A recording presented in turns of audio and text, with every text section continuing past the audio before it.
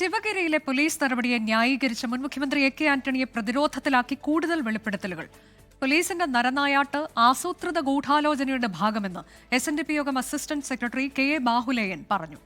SNDP യോഗം മുൻ general secretary K ഗോപിനാഥും സംഘവും ആന്റണിയുമായി നടത്തിയ ഗൂഢാലോചനയുടെ ഭാഗമായിരുന്നു നടപടിയെന്ന് ശിവഗിരി മഠം മുൻ ചീഫ് കോഓർഡിനേറ്റർ സുവർണകുമാർ ആരോപിച്ചു.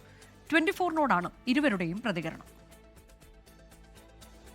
ശിവഗിരിയിലെ പോലീസ് നടപടിയെ ന്യായീകരിച്ച മുൻ മുഖ്യമന്ത്രി എ കെ ആന്റണിയെ തള്ളുന്നു ശിവഗിരി ആക്ഷൻ കൗൺസിൽ നേതാവായിരുന്ന KA ബാഹുലേയൻ. കോടതി വിധിയിൽ വ്യക്തത വരുത്തണമെന്ന് താൻ എ കെ ആന്റണിയെ നേരിൽ കണ്ട് ആവശ്യപ്പെട്ടിരുന്നു. ആവശ്യം തള്ളിയ ആന്റണി കോടതി വിധി നടപ്പിലാക്കാൻ വലിയ തിടുക്കം കാട്ടി. നരനായാട്ടിന് 1 മാസം മുൻപ് തന്നെ റൂറൽ SP ശങ്കർ റെഡ്ഡിയുടെ നേതൃത്വത്തിൽ പോലീസ് ദ്രുതകർമ്മസേനയെ സജ്ജമാക്കിയിരുന്നുവെന്നും KA ബാഹുലേയൻ. ശിവഗിരി മഠത്തിൽ വന്ന് ഖേദവും പ്രകടിപ്പിച്ച് ഞാൻ ചെയ്ത് തെറ്റായിപ്പോയി എന്നും പറഞ്ഞിട്ട് ഇത്തരം വർത്തമാനങ്ങൾ പറഞ്ഞു നടക്കരുത്. ചെയ്ത് തെറ്റാണ്, അംഗീകരിക്കണം.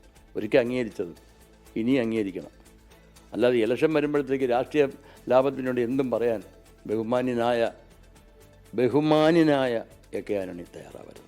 ശിവഗിരിയിലെ പോലീസ് നടപടിയിൽ എ കെ ആന്റണി മാത്രമല്ല കുറ്റക്കാരനെന്ന് ശിവഗിരി മഠം മുൻ chief coordinator Suvarnakumar.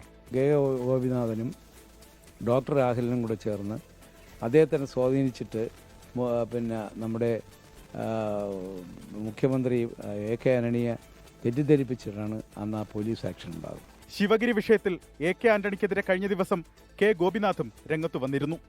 അരുൺരാജിനൊപ്പം Alex Ram Muhammad, 24 Thiruvananthapuram.